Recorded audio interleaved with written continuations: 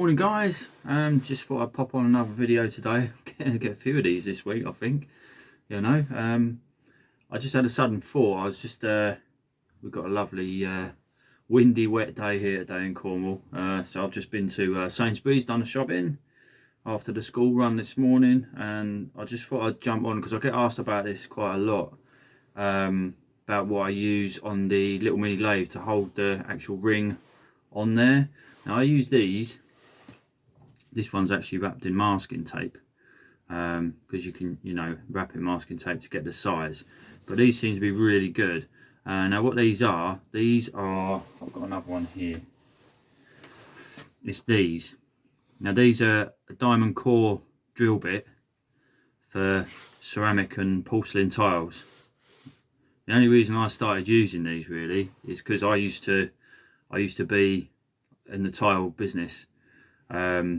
So I had quite a few of these laying around, so I'm one of these people that likes to use what I've got rather than kind of go out and spend a load of money on stuff. So these seem to work perfectly. They're good size. They come in different sizes as well, like this one's an 18mm, but you need to make sure the shank on there for them mini lathes is no bigger than 6.5mm, otherwise it won't fit in there. I think this one's a little bit bigger, but I can use that in the drill anyway.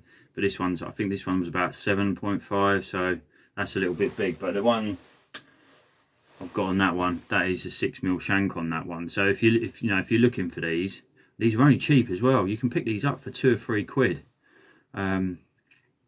So they're perfect really, and they last forever. I mean, I've been using this same one for about, I don't know, 4 years now, something like that. And they last, so they work really well as well. And I have used in the past as well the little Dremel bits, the little things that go in the end of the Dremel, the little rubber thing on the end. They're a little bit smaller, they're like 12mm. So I mean, if you've got some smaller size rings to do, the little Dremel bits are perfect. And they work just as well in all fairness. But these are quite solid. You don't get any flex in them or anything like that, so they work really well.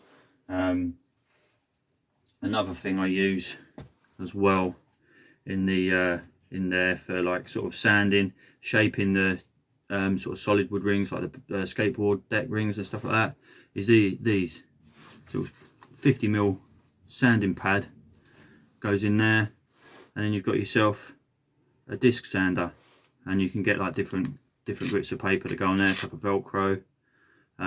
Again, they're ideal. They're small, ideal for the size of rings and stuff like that, doing different little small sort of things.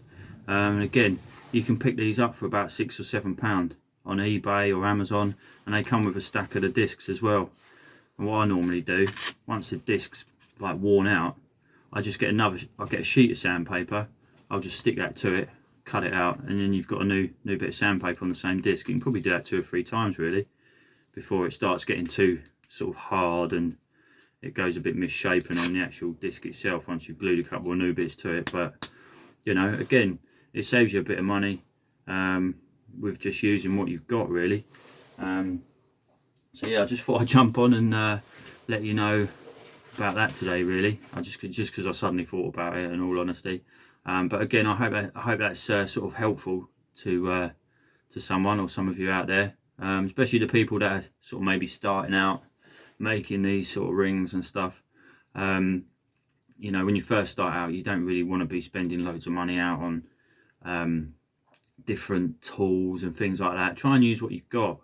I remember when I first started, I was using just my as a sander, I was just using my drill clamped upright in a workbench, and I made this little frame so it sat level, square level with the top of the drill.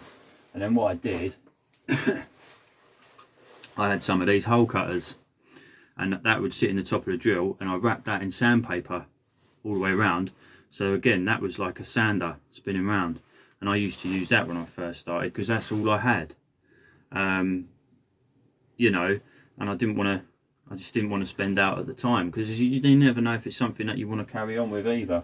That's the thing, you don't want to spend out loads of money on tools and bits and pieces if it's not going to be your thing, because then you're sort of wasting your money and that sort of thing, you know.